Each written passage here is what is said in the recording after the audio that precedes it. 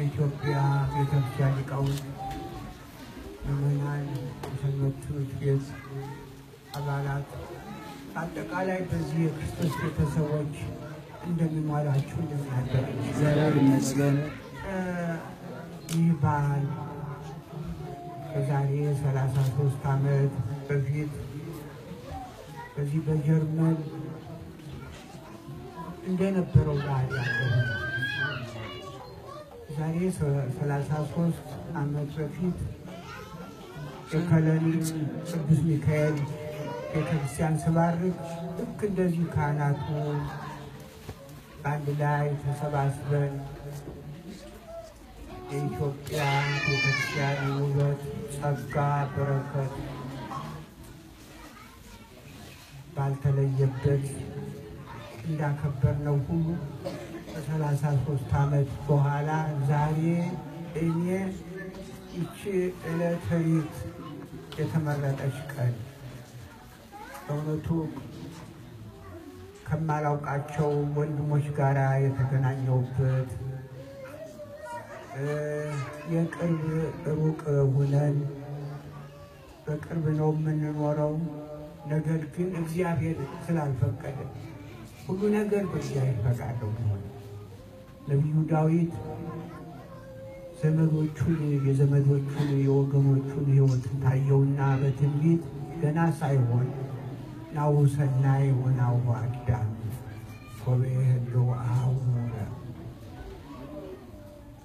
ይህንን ትንቢት ያየው ገና መጀመሪያ ሳይከፋፈሉ የሚከፋፈሉ መሆናቸው 2 ነገድና 10 ነገድ ሁነው የሚከፋፈሉና ተከፋፍለው ጥፋት ላይ እንደሚወርቁ አየና ወንድሞች በአንድ ላይ ቢኖሩ ደስ እንዴት ባማረ እንዴት በተወደደ እንዴትስ የሚያስደስት ይሆን ብሎ ትንሽ ቀደም ብሎ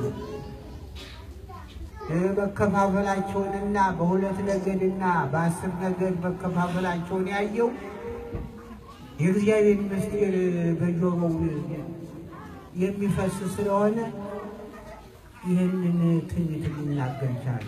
አሁን ዛሬ ናሁ ሰናይ ወናሁ አዳም ማላውቃቸውን ወንድሞቼን ጓደኞቼን በማየቴ ደስ ብሎኛል።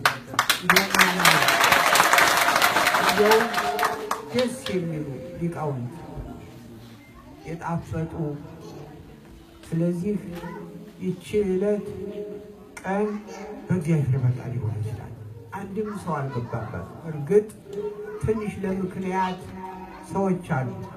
መላከመዊ እና መላከመዊ ልሳነ ወርቅ ውይና ቀሲስ ዋኝባቸው ለዚህ ትልቅ አስተዋጽኦ አድርገዋል።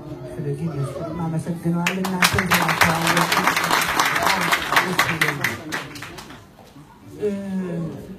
ይህ ትልቅ ህዝብ ሳይገባው እኮ ነው የኖረው። የዛሬው የማቴዎስ በዓል ማቴዎስ እኮ ዛሬ ደግሞ የማቴዎስ ማህበር አለ አለኝ መላከም። ይህ ማቴዎስ እኮ የኢትዮጵያ ሐዋርያ እኛ አይደለም የጻፈው።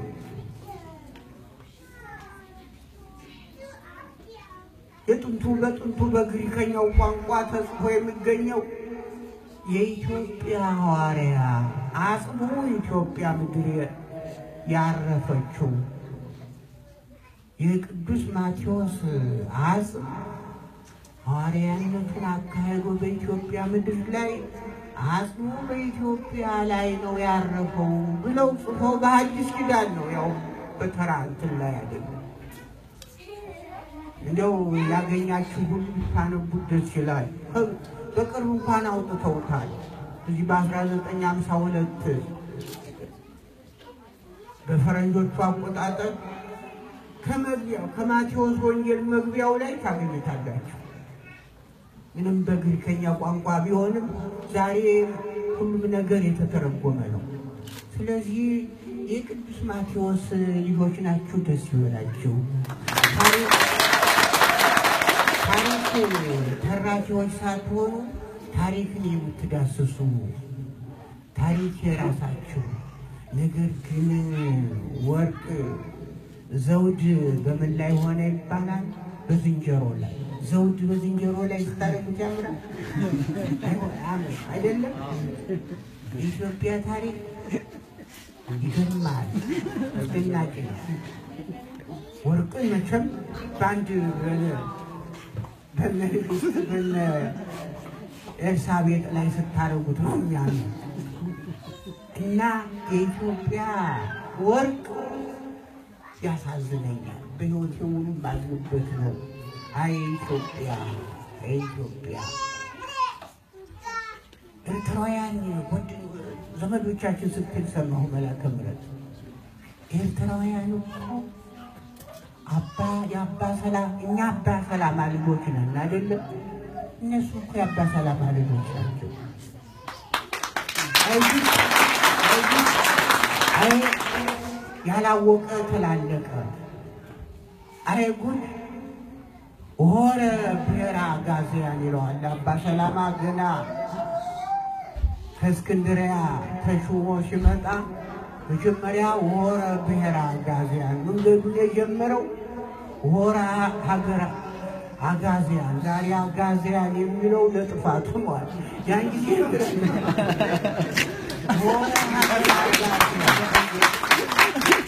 ኤርትራውያን ልጆች ወጣቶች እንድታውቁልኝ አባ ሰላማ ወረ ሀገር አጋዚያን ሲል ሐማሴን እንደዚህ ነው ያለው።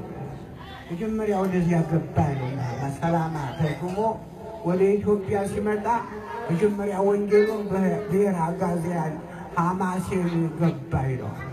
ስለዚህ ልጆች ኤርትራውያን እኔ አይደለም የምለው ኢትዮጵያውያን ናቸው የምለው እኔ አይደለም። ልብ በሉ ስሙኝ። በእውነት ትንሽ ቋንቋ ያውቃሉ ብዙዎች አሉ። ቋንቋ ያውቃሉ። አማርኛ ይሰሙኛል። አይሰሙኝም? ይሰሙኛል። አዎ ኤርትራውያን ኢትዮጵያውያን ናቸው። ምንም እኔ አይደለሁም ደግሞ ይሄንን ያልኩት። ሆሜር ከክርስቶስ ልደት በፊት 800 ዘመን ልብ በሉ። ሀያላኑና አሜሪካ የሉ፣ ዓለም የለም። ያይልገና ግሪኮች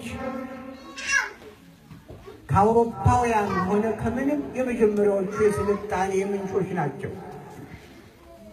ከክርስቶስ ልደት በፊት ሆሜር ኢትዮጵያን መልክ ሲናገር ባህር ተንተርሰው የተኙ ኢትዮጵያውያን ይላቸዋል። እንደዚህ ያለው ሆሜር ያለው ይሄን እኔ አይደለም የምለው። አደራችሁ ኢትዮጵያውያን ናቸው። ሆሜር ኢትዮጵያውያን ናቸው ነው የሚለው።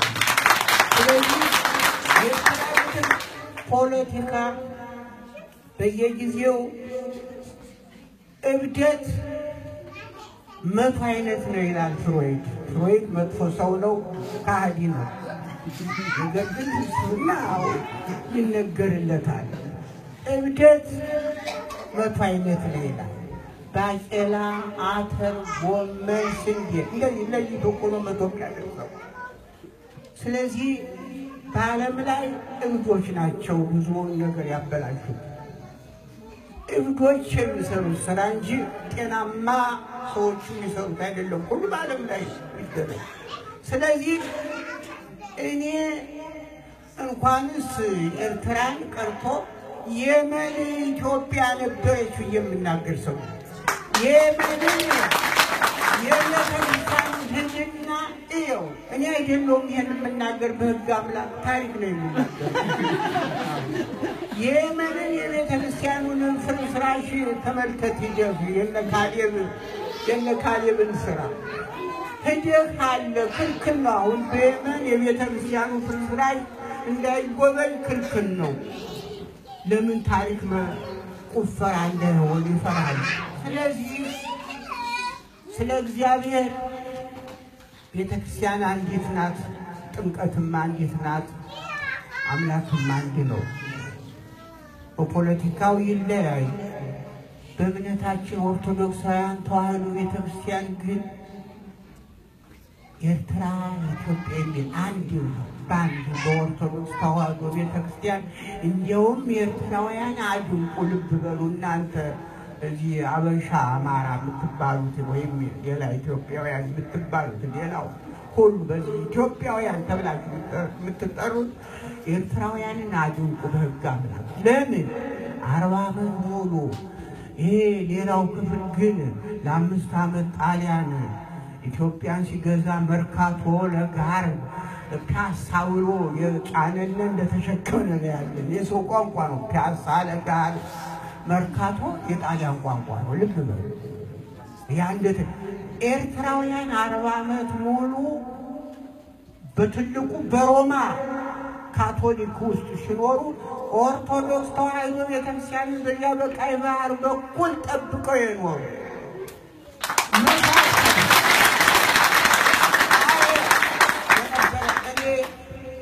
ከነ ኢሳይያስ ከነ መለስ ይልቅ ኤርትራን ጥሩ ያውቃል። እነሱ ፖለቲካውን ነው የሚያውቁት፣ እልክ ነው የሚያውቁት፣ ትዕቢት ነው የሚያውቁት፣ ኃይል ነው የሚያውቁት። እኔ ግን በመንፈስ ቅዱስ ጳውሎስ እንዳለው መንፈሳውያን በማንም አይመረመሩም፣ እነሱ ግን ሌላውን ይመረምራሉ ይላል። አዎ ሌላው መንፈሳውያንን ክርስቲያኖችን ሊመረምራሉ፣ ካህዲያን ክርስቲያኖችን ሊመረምሩ አይችሉም። እነሱ ግን ክርስቲያኖቹን የካህዲያንን ሐሳብ ሊመረምሩ ይችላሉ ይላል ቅዱስ ጳውሎስ ለፈላስፎቹ። ይህንን ነው ቋንቋ እኔ መንፈሳውያን በማንም አይመረመሩ፣ መንፈሳውያን እነሱ ግን ይመረምራሉ። ስለዚህ መርምሯት ኢትዮጵያ ረቂቅ ምስጢር ነው። ኢትዮጵያ ገና ያልተመረመረች ታላቅ ሀገር ናት። ኢትዮጵያውያን እነዚህ ትዕቢተኞች ሊመረምሯት የማትቻል ሀገር ናት። ሌላውን ነው የሚመረምሩት። ትናንትና አንድ የፖለቲካ ሰው እኛ ኢትዮጵያን አናውቅና አንተ አታውቀውም ማለት እንትናን ሲናገር ትዝ ይላቸዋል። አንዳንድ ጊዜ ይሄን ክፉ ነገሩን ስሙ። አንድ ሰባኪ እንዲያውም መጥፎውን ሁሉ መስማት አለበት፣ ተው አታድርግ ለማለት መጥፎውንም መስማት አለበት ይላል። ትናንትና አንድ ስማቸውን አልጠራም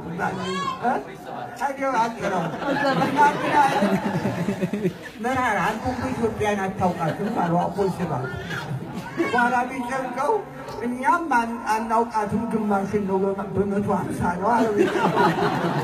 ስለዚህ ኢትዮጵያ የማትረቂቅ ያልተመረመረች ምስጢሯን ተደብቆ የሚኖር ታላቅ ሀገር በዓለም ኃያላን አንድ ጊዜ እና ሰልፉን በጸሎት ክፈትልን አለ።